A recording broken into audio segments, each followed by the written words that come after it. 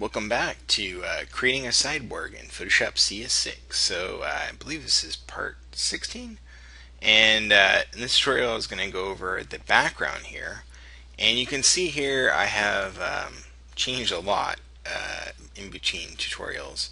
But what I want to break down is one of these sort of structures here that's being duplicated and flipped around in various ways. Now this isn't the front one, this is this one here, and it just keeps going back further and further. I'm going to hold Alt and click on this eyeball and then twirl up on the group and then open up the group here. And you can see if I click on each of these, basically what they are. You've got the color here, you've got a texture applied, another texture that's clipped inside there, another one, some sort of structure I basically masked off and brought in, and then added a color adjustment, which is a clipping mask, just like you've done before, but the color is, the blend mode is set to color, which if this is set to normal at 100%, you would see it just becomes like a flat. But as soon as I switch this to color, what it does is it makes everything basically like that color. So it helps in terms of compositing. So then I brought it down to say 45% or so. And then I applied some textures and some coloring and some painting on their own. So all that happened in order to get this group here. Now once I had one of them, I could duplicate and move around.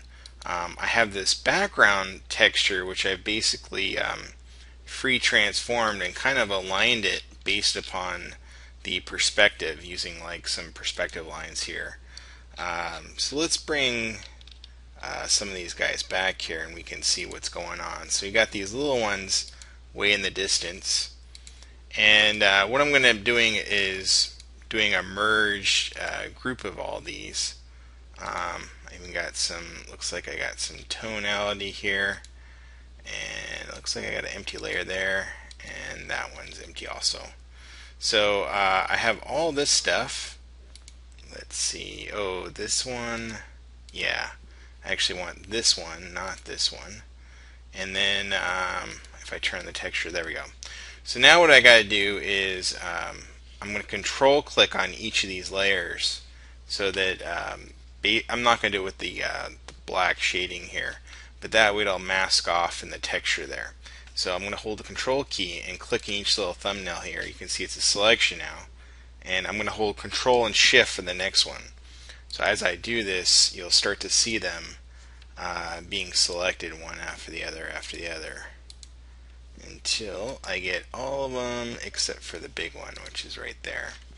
And so now I turn on this layer and I make sure it's selected, this texture.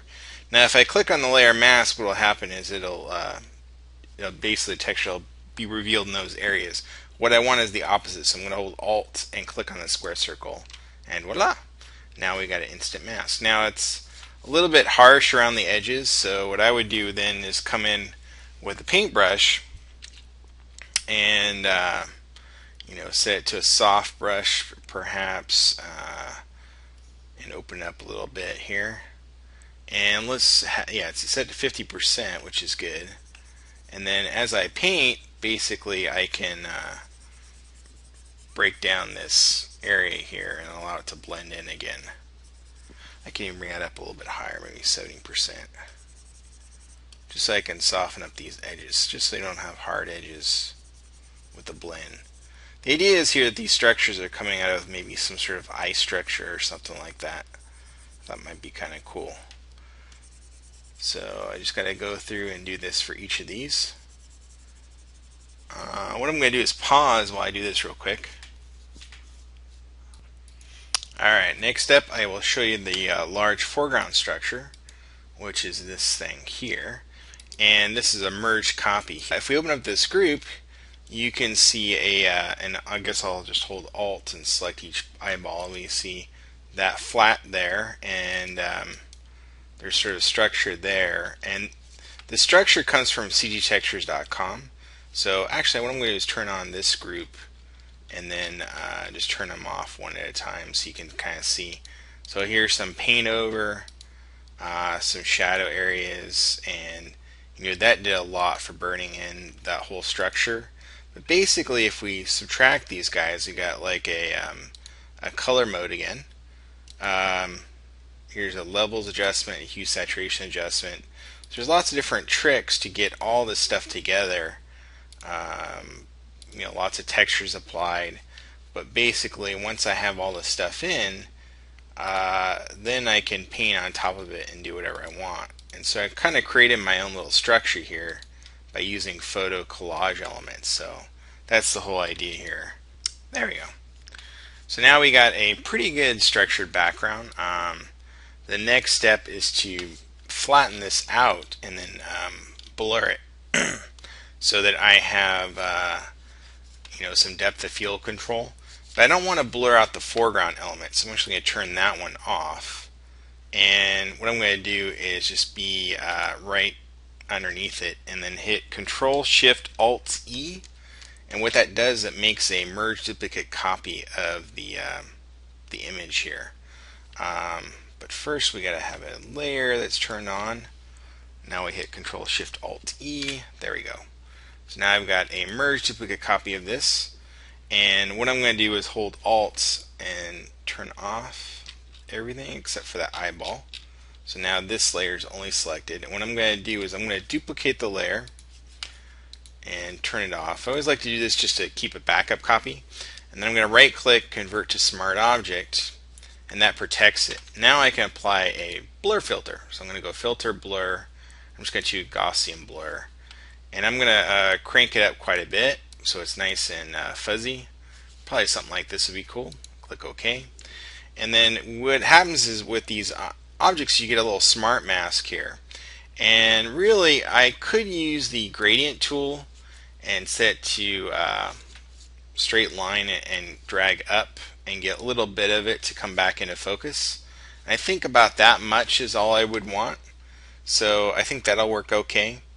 And then at that point I can turn on my foreground element. Now this one I am going to blur, and I actually already did that with this other one, so I'm just going to turn off this. And you can see if I just turn off the Gaussian blur filter, it's very subtle, but it basically provides a little bit of fuzziness, especially around the edges around here, just so it's not quite as so crisp. So then I have, of course, the cat, the cyborg, and bring back everything else. The digital glasses, the arrows, and the bow. And all that is pretty much set up here. Good to go. And now I would save my file. And the next tutorial, what we'll probably do is we'll start working on compositing and making sure this all sort of fits together. Looks like somehow, oh, I know what happened. The groups are turned off, so that's why they're not showing up here. So like the arrows here, it must be a bug in Photoshop, are being turned off. I also, in between tutorials, forgot to mention this, I actually redid the bows. I'm sorry, the arrows. I wasn't crazy about them, so I redid them. So when we come back, and then a final tutorial, we're talking about compositing and applying effects, but this should be good for setting up the background environment. Nothing blends in well. You can see the cat's kind of flat, especially against this object, and even the cyborg girl doesn't really match shadow-wise and color-wise. So we'll take care of that next tutorial. See you soon.